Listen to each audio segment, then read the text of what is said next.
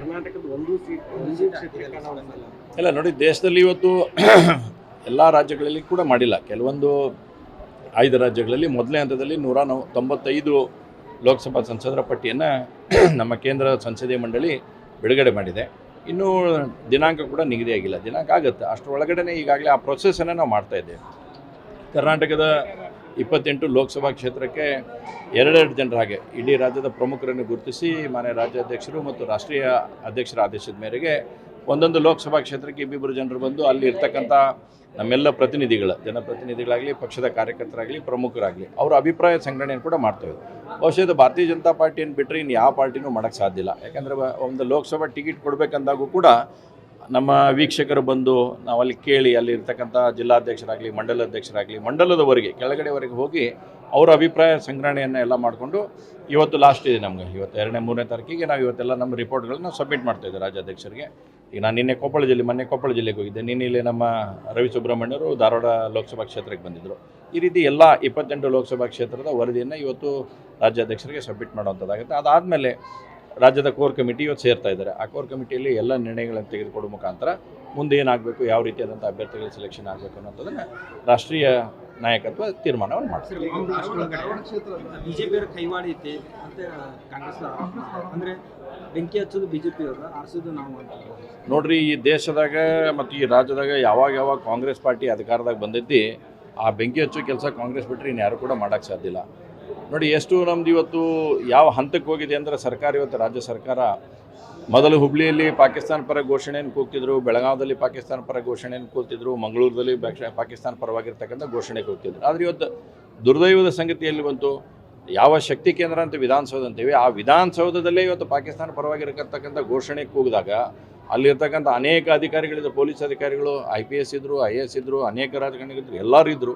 4 ಲೋಕಸಭಾ ನಮ್ಮ ರಾಜ್ಯಸಭಾ ಕ್ಷೇತ್ರಕ್ಕೆ ಚುನಾವಣೆ ನಡೆದಂಥ ಸಂದರ್ಭದಲ್ಲಿ 4 ಜನ ಅಭ್ಯರ್ಥಿ ಗೆದ್ದಾರೆ. 3 ಜನ ಕಾಂಗ್ರೆಸ್ಸಿಂದ ಗೆದ್ದಾರೆ, 1 ಜನ BJಪಿಯಿಂದ ಗೆದ್ದಾರೆ. ನಾರಾಯಣ ಸಾಹೇಬ್ ಬಾಂಡ್ಗೆ ಅವರು ಹಿಂದೆ ಹೋದವರು ಭಾರತ್ ಮಾತಾ ಕಿ ಜೈ ಅಂದರು. ಚಂದ್ರಶೇಖರ್ ಅವ್ರು ಪರವಾಗಿದ್ದವರು ಕಾಂಗ್ರೆಸ್ನಾಗಿದ್ದರು, ಅಲ್ಲಿ ಏನು ಬೇರೆ ಆಗಲಿಲ್ಲ. ಮಾಕನ್ ಅವ್ರು ಬಂದಾಗ ಅವ್ರದ್ದು ಆಗಲಿಲ್ಲ. ಆದರೆ ನಾಸೀರ್ ಹುಸೇನ್ ಅವ್ರಿಗೆ ಬಂದಾಗ ಪಾಕಿಸ್ತಾನ ಪರವಾಗಿ ಘೋಷಣೆಗಳು ಬರ್ತಾವಂದ್ರೆ ಏನು ಅರ್ಥ? ಅವ್ರು ಕರ್ಕೊಂಡೋಗಿರ್ತಕ್ಕಂಥ 25 ಜನ ಏನು ಒಳಗಡೆ ಕರ್ಕೊಂಡೋಗಿದ್ದಾರೆ, 25 ಅಂತ ಹೇಳ್ತಾರೆ ಪರ್ಮಿಷನ್, ಒಳಗೆ 75 ಜನಕ್ಕಿಂತ ಹೆಚ್ಚಿಗೆ ಇದ್ದಾರೋ ಅಂತ ಇದ್ರಂತ ಇದೆ. ಅವ್ರು ಪಾಕಿಸ್ತಾನ ಪರವಾಗಿ ಘೋಷಣೆಯನ್ನು ಕೂಗಿದಾಗ ಇವನ್ನ ಅಭ್ಯರ್ಥಿ ಅಂದರೆ ಹೇಳಬೇಕಲ್ಲ, ಇಲ್ಲಪ್ಪ ನೀವು ತಪ್ಪಿದನ್ನು ಮಾಡಬಾರ್ದು, ನಾವು ಭಾರತ್ ಮಾತಾ ಕಿ ಜೈ ಅನ್ಬೇಕಂತಕ್ಕಂಥ ಹೇಳುವಂಥ ಸೌಜನ್ಯವನ್ನು ರಾಜ್ಯಸಭೆಗೆ ಆಯ್ಕೆಯಾದಂಥವ್ರು ನಾಸೀರ್ ಹುಸೇನ್ ಅವರು ಮಾಡಲಿಲ್ಲ. ಸರ್ಕಾರನೂ ಅದ್ರ ಬಗ್ಗೆ ತೊಗೊಳ್ಳಿಲ್ಲ. ಸದನದಲ್ಲಿ ನಮ್ಮ ವಿರೋಧ ಪಕ್ಷ ನಾಯಕರಾಗಿರ್ತಕ್ಕಂಥ ಮಾನ್ಯ ಅಶೋಕರ ನೇತೃತ್ವದಲ್ಲಿ ನಾವೆಲ್ಲ ಧರಣಿ ಮಾಡಿದ್ವಿ, ಬಾವಿಗಳಿದ್ವಿ. ಇಷ್ಟೆಲ್ಲ ಹೋರಾಟ ಮಾಡಿದ್ರ ಮ್ಯಾಗ ಏನು ಹೇಳ್ತೈತೆ ಸರ್ಕಾರ? ನಾವು ತನಿಖೆ ಮಾಡ್ತಾ ಇದ್ದೇವೆ, ಅದ್ರ ಬಗ್ಗೆ ನಾವು ತನಿಖೆಯನ್ನು ಮಾಡ್ತಾ ಇದ್ದೇವೆ.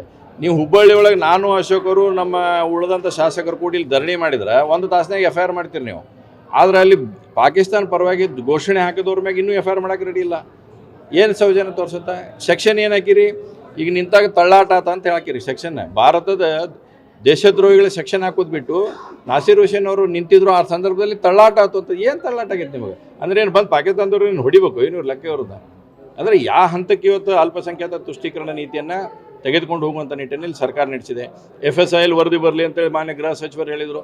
ಇವತ್ತಿನ ಮಟ್ಟ FSIL ವರದಿ ಇಲ್ಲ, ನಮಗೆ ಇರ್ತಕ್ಕಂಥ ಬಲ್ಲ ಮೂಲಗಳ ಪ್ರಕಾರ ಬಂದಿದೆ ಅಂತ ಹೇಳ್ತಾರೆ. ಅದರಲ್ಲಿ ಒದರಿದ್ದು ಸಾಕ್ಷಿ ಐತಿ ಅಂತ ಹೇಳ್ತಾರೆ. ಮೀಡಿಯಾದವ್ರ ಮ್ಯಾಗ ಗೂಬೆ ಕೂಡಿಸುವಂಥ ಕೆಲಸ ಮಾಡಕೊಂಡ್ರೆ ಇವತ್ತು ಸರ್ಕಾರ. 1 ಮೀಡಿಯಾದಾಗ ಬಂದೈತಿ, 3 ಮೀಡಿಯಾದಾಗ ಬಂದಿಲ್ಲ ಅಂದರೆ ಏನು ಅರ್ಥ? ನಿಮ್ಗೆ ಇಡೀ ರಾಜ್ಯ ಜನ ನೋಡ್ಯಾರ, ಇಡೀ ದೇಶದ ಜನ ನೋಡ್ಯಾರ, ಯಾರು ಕೂಗ್ಯಾರ ಅನ್ನೋದು ಕಾಣ್ತೈತಿ. ಇಷ್ಟೆಲ್ಲ ಹೇಳಿದ ಮೇಲೂ ಕೂಡ ಸತ್ಯ ನಿಮ್ಮ ಮುಂದೆ ಕಣ್ಣು ಮುಂದಿದ್ರು ಅದನ್ನು ಮುಚ್ಚಾಕುವಂಥ ಕೆಲಸವನ್ನು ಮಾಡಕತ್ತಾರ.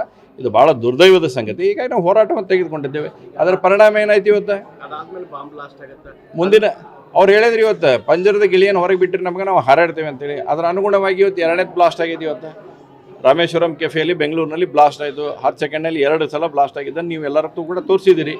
ಈ ರೀತಿಯಾದಂಥ ಚಟುವಟಿಕೆಗಳನ್ನು ನೀವು ಬಿಟ್ಕೊಂತ ಹೋದ್ರೆ ಅಂದರೆ ಅವರು ಇನ್ನೊಂದು ಸ್ವಲ್ಪ ಹಾರಾಡುವಂಥದ್ದಾಗತ್ತೆ. ನೋಡ್ರಿ, ನಾನು ಭಾಳ ಸ್ಪಷ್ಟವಾಗಿ ಹೇಳ್ತೀನಿ, ನಿಮ್ಮದೇ ಸರ್ಕಾರ ಐತೆ ರಾಜ್ಯದಲ್ಲಿ. ನಾವು ಈ ರೀತಿಯಾದಂಥ ಘಟನಾವಳಿಗಳನ್ನು ಯಾರೇ ಮಾಡಿದ್ರು ಅದರೊಳಗೆ ನಮ್ಮ ಸೆಕೆಂಡ್ ಒಪಿನಿಯನ್ ಇಲ್ಲ. ಅದು ಯಾರು ಮಾಡಿರಲಿ, ನಿಮ್ಮವ್ರು ಮಾಡಿರಲಿ, ನಮ್ಮವ್ರು ಮಾಡಿರಿ, ನೀವು ಹೇಳಕತ್ತೀರಿ ಅಂತಂತಿಲ್ಲ. ಅವ್ರನ್ನ ಒಳಗೆ ಹಾಕೋ ಕೆಲಸ ಮಾಡಿರಿ. ಮೊದಲು ನೀವು ಪಾಕಿಸ್ತಾನ ಪರ ಘೋಷಣೆ ಮಾಡಿದವ್ರು ಒಳಗೆ ಹಾಕಿರಿ, ಈಗರ ಹಾಕಿರಿ. ಇನ್ನೂ ಮಟನು ಗೃಹ ಸಚಿವರಿಗೆ ಒಂದು ತಾಕತ್ತೈತೆ ಅನ್ನೋದ್ರ ತೋರಿಸ್ರಿ ಕಡೆಗೆ ನಮ್ಮ ಕಡೆ ಹಾಕುವಂಥ ಕೆಲಸ ಮಾಡಲಿ ಒಳಗೆ. ಅವ್ರನ್ನ ಇನ್ನೂವರೆಗೆ ನೀವು ಹಾಕಕ್ಕೆ ರೆಡಿ ಇಲ್ಲ. ಎಲ್ಲ ಬಿಡುಗಡೆ ಭಾಗ್ಯ ಮಾಡಕತ್ತೀರಿ. ಇವತ್ತು FSIL ವರದಿ ಬಂದೇ ಇಲ್ಲ ಅಂತ ಹೇಳ್ತಾರೆ. ನೋಡ್ರಿ ಸರ್ಕಾರ ಅವ್ರದ್ದೈತಿ, ಸರ್ಕಾರಕ್ಕೆ ವರದಿ ಬರುತ್ತೆ. ನಮ್ಮ ಕಡೆ ಅಪೋಸಿಷನ್ನವ್ರ ಕಡೆ ಹಂಗಾರೆ ವರದಿ ಕೊಡೋದಿಲ್ಲ. ನಮಗೆ ಬರ್ತಕ್ಕಂಥ ಇನ್ಫಾರ್ಮೇಷನನ್ನು ತೆಗೆದು ನೋಡಿದಾಗ ಬಂದಿದೆ ಅನ್ನೋಂಥದ್ದನ್ನು ಮಾಹಿತಿ ಸಿಗ್ತಾ ಇದೆ. ನೀವು ಬಂದಿಲ್ಲ ಅಂದ್ರೆ ಬಂದಿಲ್ಲ, ಯಾಕೆ ಬರಲಿಲ್ಲ ಅಂತ ಅದು ನಿಮ್ಗೆ ಐತಲ್ಲ ಅದಕ್ಕೆ ಕೇಳಕ್ಕೆ.